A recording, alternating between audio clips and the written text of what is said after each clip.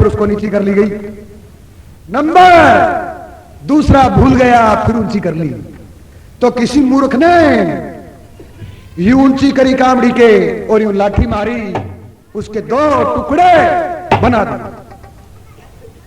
अब जब छड़ी टूटी, टूटते ही श्रोतागणों भगत जी संगूराम वही बैठ जाते हैं और रोने लग जाते हैं। कहते हो मेरे गुरुवर, ओ बागड़ के पीर बादशाह, मैं तेरी धोख मारने के लिए आया और मेरा हथियार टूट गया। वहीं बैठा रोता है, बैठा बैठा रो रहा है। इधर बिंजाराम ने अपनी खाम लगाई जाकर के और चारों में यूं ध्यान दिया, वो गुड़िये वाला संगूराम नजर नहीं आया। साथियों से पूछने लगा, रे साथियों, अपने थोड़ी देर पहले वो एक गुड़िये का लड़का संगूराम साथ था, वो कहां है भाई? किसी भले सजन ने बताया कि मेरे गुरुवर, उसकी छड़ी ऊंची थी, एक मूर्ख ने तोड़ दी और वो वहीं बैठा और रोता है। जोर मारे करो भाई, वो रो रहा है बेटा बेटा। 5-4 आदमियों को भेजता है कि रे मूर्खो, तुमने जुल्म कर दिया, जाओ उस बच्चे को उठा करके ले आओ। अब 4 आदमी गए, जाकर के कहने लगे कि रे नौजवान, हमारे गुरु बिंजाराम जी आपके बगैर बड़े दुखी हैं, चलो आप हमारे डेरे के अंदर चलो। अब वो टुकड़े उठा करके संगूराम भगत जी डेरे की तरफ चलता है। चलते चलते बिंजाराम के डेरे में बैठा, दूर बैठ गया और यूं रोने लग गया। देखिए उस जमाने में भाव क्या हुआ करता था गुरु चेले का। अब बिंजाराम भगत खड़ा होता है, खड़ा होकर के कहने लगा, रे मेरे बेटे, तू मेरी प्रणाली का है, तू रोया क्यों है? कहने लगा, गुरुजी मैं मेरे कर्म को रोता हूं, ये कि मेरे पास छड़ी थी वो आपके किसी चेले ने तोड़ दी। बोलो मैं लेकर के वापिस क्या जाऊंगा, क्या मेरा गुरुदेव मुझे कहेगा? दया का सागर बिंजाराम बोले, रे बेटे, एक कामड़ी के लिए रोता, ये 360 पड़ी है, जो मर्जी ले ले, जिसके तू हाथ लगाएगा वो तेरी होगी, तुझे रोकने वाला कोई नहीं होगा। संगूराम भगत जी एक छोटी उम्र में बुद्धिमान थे। कहने लगे, मेरे गुरुदेव, ये मेरी कामड़ी टूटी है, मैं रो रहा हूं, क्या किसी की ले जाऊंगा उसकी आत्मा पर ठेस नहीं लगेगी? बोलो बेटे, तू ऐसी उठा ले जिसका ठेस नहीं लगे। हे मेरे गुरुदेव, मेरे सिर पर हाथ रख के कहो कि तू जी चाहे वो उठा ले, फिर मैं उठाऊं। अब खड़ा होकर के दोनों हाथ सिर पर रखता है। जाओ बेटे, तुझे वादा दे दिया, तेरा जी चाहे वो ही उठा ले। अब वो जानने वाला था, वो उसी चीज के हाथ डालता है, किसके भला? जो उनकी पुरानी परंपरा कामड़ी थी, खिराज भगत की। वो ने बोला, जी गुरुजी मन्नत या चाहिए। अब सारा चेला यानी जितने थे फीके हो जाते हैं। वो उठा करके कहने लगा, गुरुजी देवे तो मन या और नहीं तो इनकार कर दो। अब बातों में आया हुआ बिंजाराम बैठा होकर के आंखों में पानी ले आता है, कहता है, बेटा मेरे बाप की आधी उम्र मेरी, ये तू कमाई ले चलिया, जाओ आज से आगे बिल्लियों का जन्मा हुआ यहां धोख मारने के लिए नहीं आएगा। और आज तू ये वस्तु ले जाता है, ये एक ऐसी वस्तु है लाश के ऊपर लग जाएगी तो लाश बैठी हो जाएगी। क्यों? कि वो कमाई की हुई चीज थी। प्यारे मेहरबानों, क्या ज्यादा किस्से में वो लेकर के घर आ जाता है। घर आया, घर आकर के भक्ति को फिर आरंभ किया। टाइम चलते चलते 12-6 महीने गुजर जाते हैं। भगत जी संगूराम के घर एक हीरानाथ नाम करके फकीर आया करता था और वो नरसिंह पांडे के बारे में बहुत कुछ जानता था और यहां कहने लगा कह रहे भगत संगूराम क्या आप गोगा जी की भक्ति करते हैं कि हाँ जी। तो बेटे ऐसा है गोगा जी की भक्ति आपको करनी है तो पहले नरसिंह पांडे को तैयार करना होगा। बोला गुरु जी वो कैसे होता है मुझे तो पता नहीं। तो आओ आपको मैं बताता हूं कि नरसिंह पांडे को कैसे तैयार किया जाता है। अगवाणी गोग जी चौहान का नरसिंह पांडे होता है और वो कोई भगतजन सेता नहीं है इतने तक उसका काम सफल नहीं होता। हाथ जोड़ करके करुणा भरी आवाज से पूछता है कि मेरे गुरुवार तुम जल्दी करके मुझे बताइए कि वो किस तरीके से तैयार होंगे। तो सुनिए भला वो फकीर हीरानाथ सेने की विधि बताता है और किस तरीके से कैसे अपनी ये सभा सुन रही है।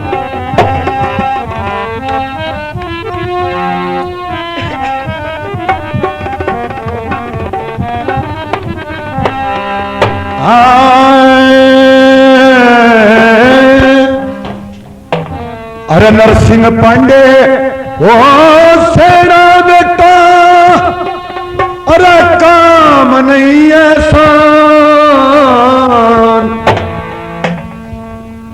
सेने की तन विधि बता दूं सुन लेन धैर्य के ध्यान। हाँ नरसिंह पांडे सेना बेटा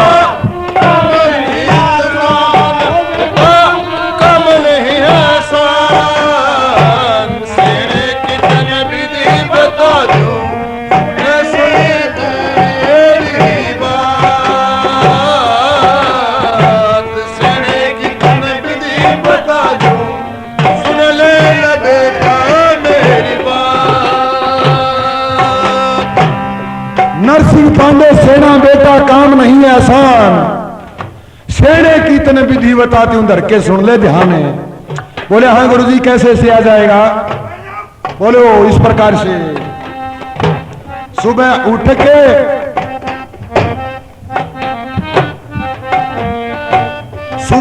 के रह 4 बजे सी नहा लेना शीतल जल में ओ काम क्रोध मोह लोभ आत्म नहीं रहे छल में। काम क्रोध और मोह लोभ आत्म रहे छल में। क्रोध मोह लोभ आत्म रहे छल में। 21 दिन तक भोजन नहीं खाना रहना ना क्रिया छल में। 21 दिन भोजन नहीं खाना करके नेत्र बंद बैठिए करके नेत्र बंद बैठिए आत्म रही रहे छल में। करके नेत्र बंद बैठिए आत्म रही रहे छल में। नेत्र बंद बैठिए आत्म रही रहे छल में। एक रुद्र की माला में एक रुद्र की माला में कंस हो सतान सेने की तने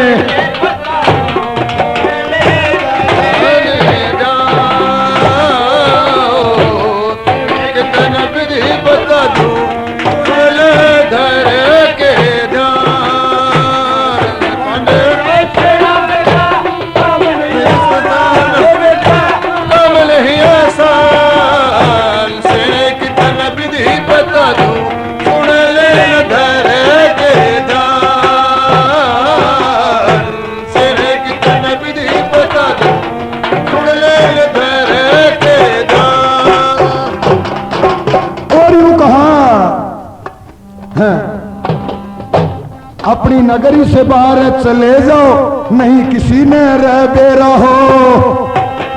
बाहर चले जाओ नहीं किसी ने बेरा हो। अपनी नगरी से बाहर चले जाओ नहीं किसी ने बेरा हो।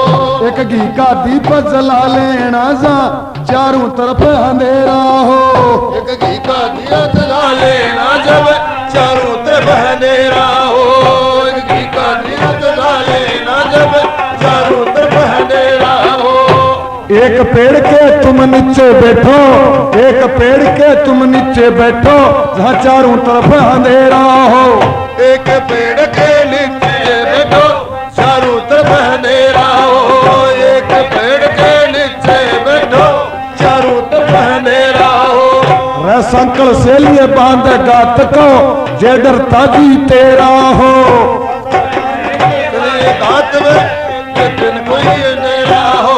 संकल मान लिए तेरे गात में कोई तेरा डरता हो। आधी रात बसेरा हो और काला हो आसमान, सेने की तन विधि बता दूं। के जाओ सेने की तन विधि बता दूं। सुन ले धर के जाओ सिंह पांडे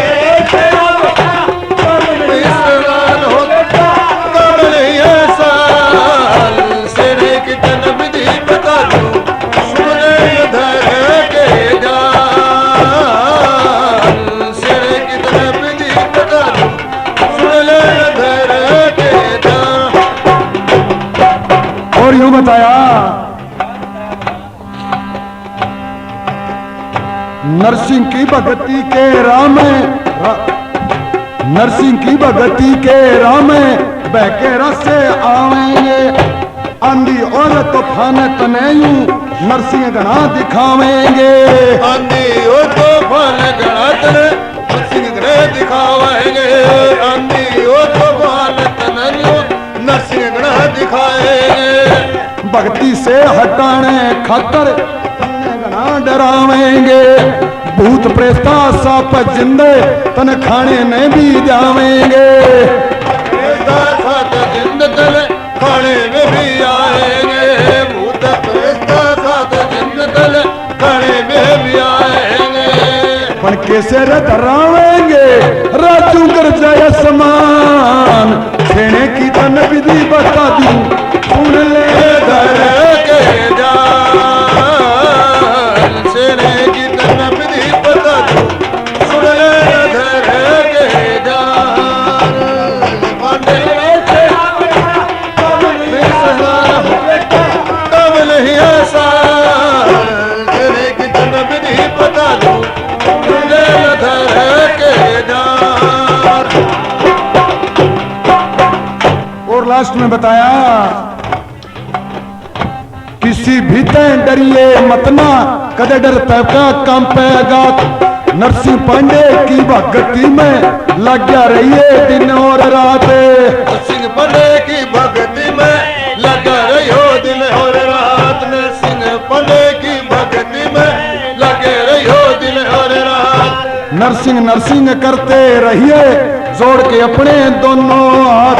दया का सागर बख्श देवेंगे, जब हो जाएगी पूरी बातें। के सागर जब बरसेंगे तब तो हो जाएगी पूरी बात। दया के सागर जब बरसेंगे जब हो जाएगी पूरी बात।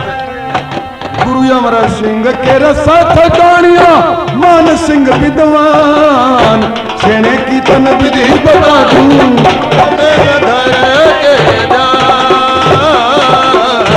सेने की तन विधि बता दूं।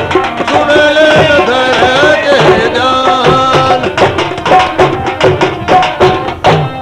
हाँ तो प्यारे मेहरबानों, उस हीरानाथ फकीर ने यूं बताया कि बेटे, नरसिंह पांडे सेना बेटा काम नहीं एहसान, सेने की तन विधि बताती हूं, तू सुन ले धर के ध्यान। तो क्या एक एक एक एक पॉइंट ऐसा बताया, और बताने के बाद संगूराम भगत जी कहने लगे कि देखिए मेरे गुरुवर, चलो जिस जगह नरसिंह पांडे को सेना है वो जगह मुझे बताओ और मुझे रास्ता बताओ। आप जिस रास्ते पे चलाएंगे मैं उसी रास्ते पे चलूंगा। तो फकीर हीरा दास जी उसको कहां ले जाते हैं। ये अपने गांव के साइड में जो एक जांटी है वो आज भी मौजूद है। उसके नीचे ले जाकर के आधी रात का टाइम सांकल से शरीर को बांध दिया और नेम टेम बता दिया, 21 दिन का टाइम दे दिया और भक्ति में लीन हो जाते हैं। टाइम बीतते बीतते प्यारे श्रोतागणों 21 जब दिन हुए तो 21वें दिन भक्ति ने रंग लाया। नरसिंह पांडे यानी अपने सिंह की सवारी पर उस भगत के सामने आकर के खड़े हो जाते हैं और आकर के कहते हैं कि मेरे भगत मांगो, क्या मांगना चाहते हो। सांकल से बंधा हुआ कहीं जाने के लायक नहीं था। हाथ जोड़ता है कि मेरे देवता मैं तेरे से एक ही चीज मांगता हूं, दुनिया का भला, और जहां सिमरू वहां मौजूद होना चाहिए। मुझे तैयार मिलना चाहिए। नरसिंह पांडे ने वरदान दे दिया कि जा मेरे बेटे, जब तुम सुमरोगे कोई काम अड़ जाएगा तो मैं आपके हाजिर मिलूंगा। लो मेरे शेर के लिए कुछ वक्त चाहिए। तो उस जमाने में उस वक्त ने एक श्रद्धा करके दान के रूप में क्या दिया। पास में चक्कू था, अपनी यहां भुजा से मांस काट करके शेर को भक देख दिया। अंतर्ध्यान हो जाते हैं, भक्ति का रंग पूरा पक्का हो जाता है। घर आकर के प्यारे मेहरबानों धीरे धीरे धीरे धीरे भक्ति रंग जमाने लगी।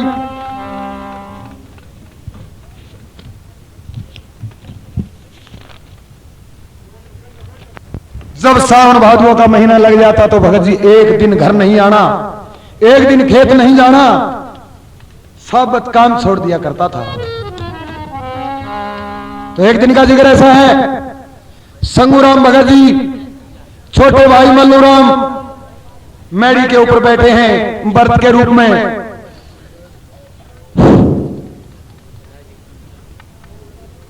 कर दो जी शुरू।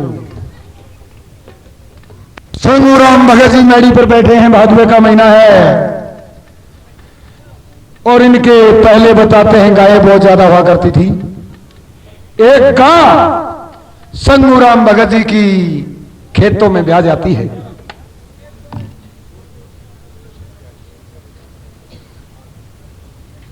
खेतों में ब्याई, 2 दिन हो गए घर नहीं आई। जो संगूराम जी की माता जिसका नाम बताते हैं विद्याधरणी, वह गुस्से में आकर के मेरी पर जाती है, जाकर के कहती है मेरा भोले बेटे और मेरा संगू, अरे तू क्यों पागल हो गया। अरे अपना धन दुनिया खेतों में बर्बाद होता है और तू है इस भक्ति में पागल हो गया, चलो घर चलो। और वो इनकार करता है कि मां मैं नहीं जाऊंगा। तो कैसे करके मां बेटे के जवाब होते हैं।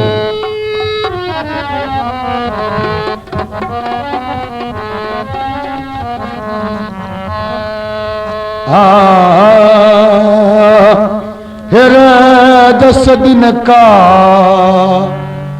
भूखा मेरा संगू, ओ 10 दिन का भूखा मेरा संगू, तू रोटी क्यों नहीं खाता खाता।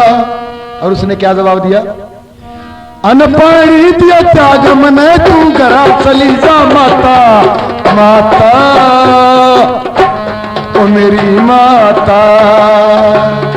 10 दिन का भूखा मेरा संगू।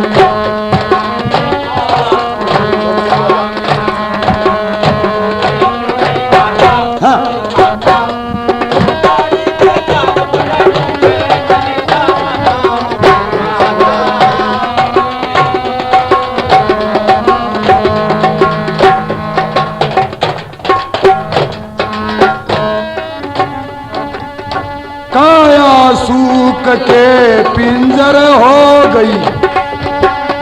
सुन ले मेरा लाला काया सूत के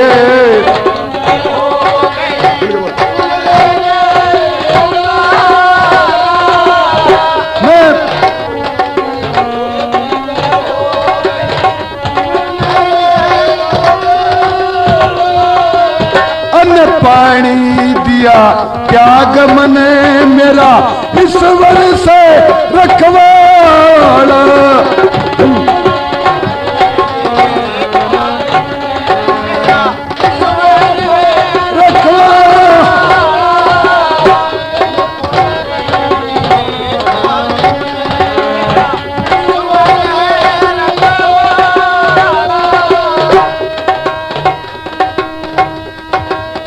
बेटे समझाऊं तने घरा ले जाऊं, आ बेटे समझाऊं तने कसम तेरी मैं खाऊं, माता मैं घरा ना जाऊं।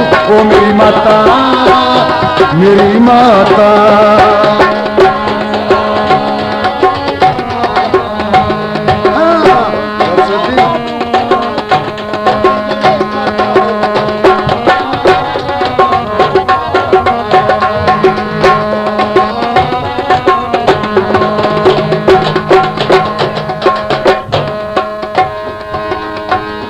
भक्ति में लीन होया कर्म अपने तो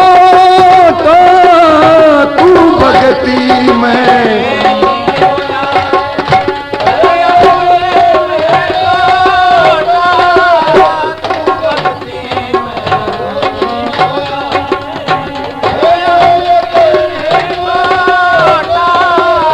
मालिक नैया पार करेगा, दिल करिए ना छोटा।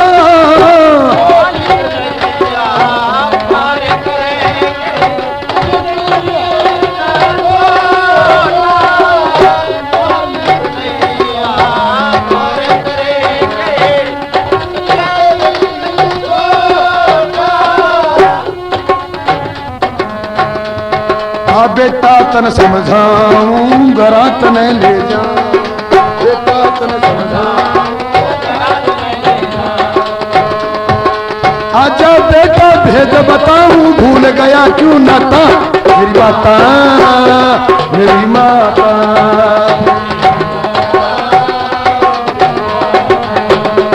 हाँ दस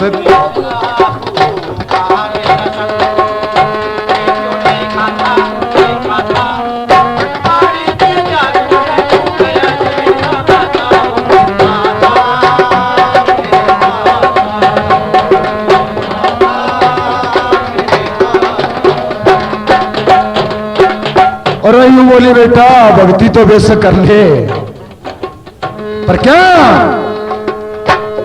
अपनी गाय प्यारी है खेतों में से कौन ले आएगा जाकर के। बोला मां चिंता ना करे, जिसने मैंने यहां बैठाया है वो अपने आप ले आएगा। अपनी गाय प्याई खेतों में बता उसने कुड़ जा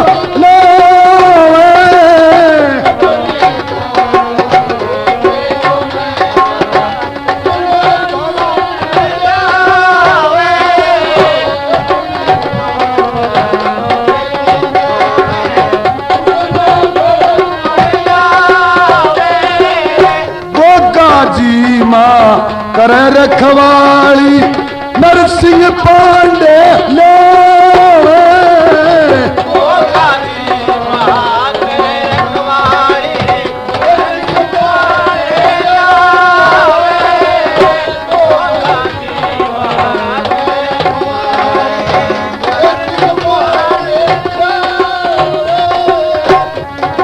बेटा मेरा भोला मामत ना करिए रोला, मेरा बेटा भोला मामत ना करिए।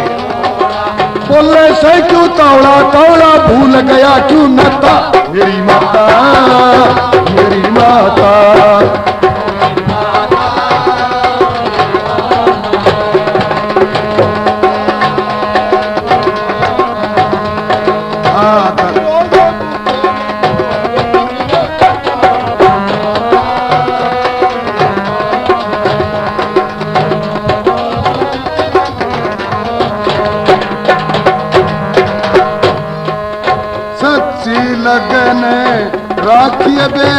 मीठा भक्ति का मीठा मेवा साची लगने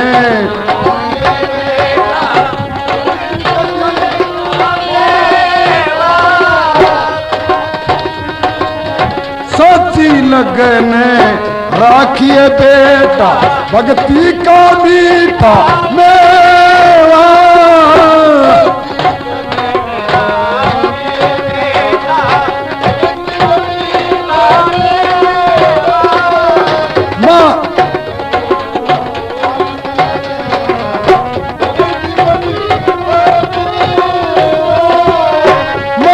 सिंह भी करता रहेगा गुरु अपने की सेवा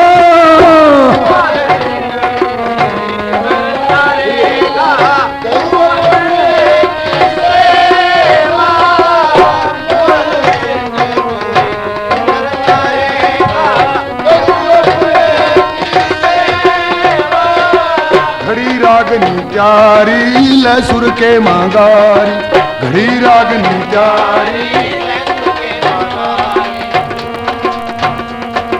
जाने दुनिया सारी ओ तो कथ गुड़ियाला गाता माता मेरी माता